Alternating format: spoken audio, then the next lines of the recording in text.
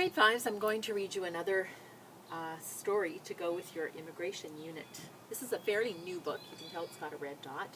It was actually written in 2016, and Angela May George and Owen Swan, the illustrator, are both from Australia, so this is an Australian story. And it reminds us that immigration stories happened all over the world. Some of our Canadian stories are very much like stories in the US, and similar to stories in New Zealand and Australia as well. Again, the cover is beautiful. It shows this boat, and then just two little characters that are in color, a mom and a little girl. And it also shows the title of the book, Out. And Out is written in yellow, and it's actually a ribbon, and I found a ribbon very much like it. And the ribbon is going to show up throughout the book, so I'll point it out to you. And you might want to go back later to see exactly and try to figure out the significance of the ribbon throughout the story. So, Out by Angela May George, illustrated by Owen Swan.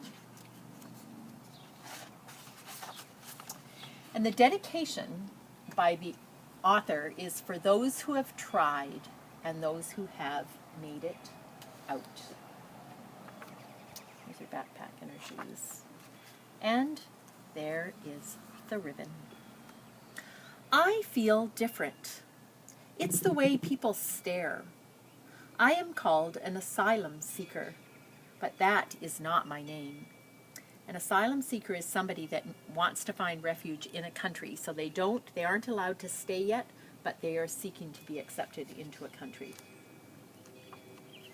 I've seen horrible things, and they've shown me what it is to be brave. Brave is waiting. Brave is believing in your heart that everything will be okay. There's the ribbon in her hair. I camped with my mother when we hid from the men with guns. We wrapped ourselves in thick, dusty blankets. The night was filled with noises. I listened to the river, for the river knew the way out of the forest. We came here on a boat. Our trips took so long, sometimes I wondered if I would ever walk on grass again. We were surrounded by water, but it was all too salty to drink. Instead, we drank the rainwater that collected in big drums.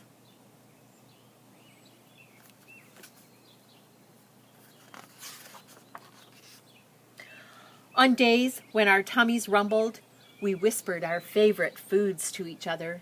My mother learned to catch fish with just a line and a hook. At night, my mother sang to me and played with my hair. By day, my mother told me stories of home. I'm playing cat's cradle with the little ribbon. Now that we're here, life on the boat seems so long ago. These days, I run to win races. These days, we camp for fun. But some days, when there's a loud bang, I drop to the floor. There she is in school, and she's heard a loud bang, so she's tucked under her desk.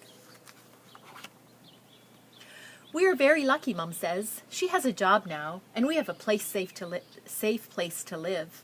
My mother is strong. She protects me. I wish my dad were here to protect her. I miss him so much. Mum and I are trying to imagine where he might be now. Maybe he is still in the refugee camp. But he's fast like me. That's how I know he's okay.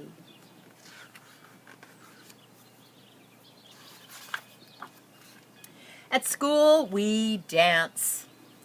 The music is different from ours, but when I close my eyes and spin, I can hear my dad singing and clapping, and it almost feels like he is here with me. We live with Shariah, a woman we met on the boat. She has sparkly eyes and she makes me giggle. We both help Mum with her English lessons.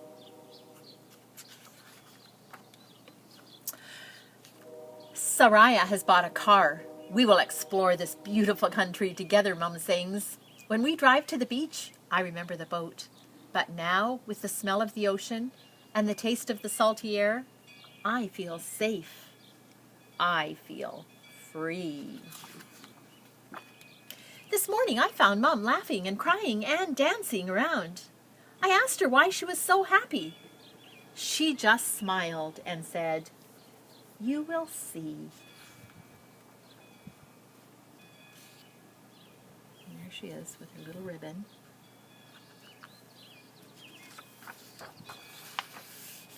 My dad. So a few things to think about in that story. Out by Angela May George.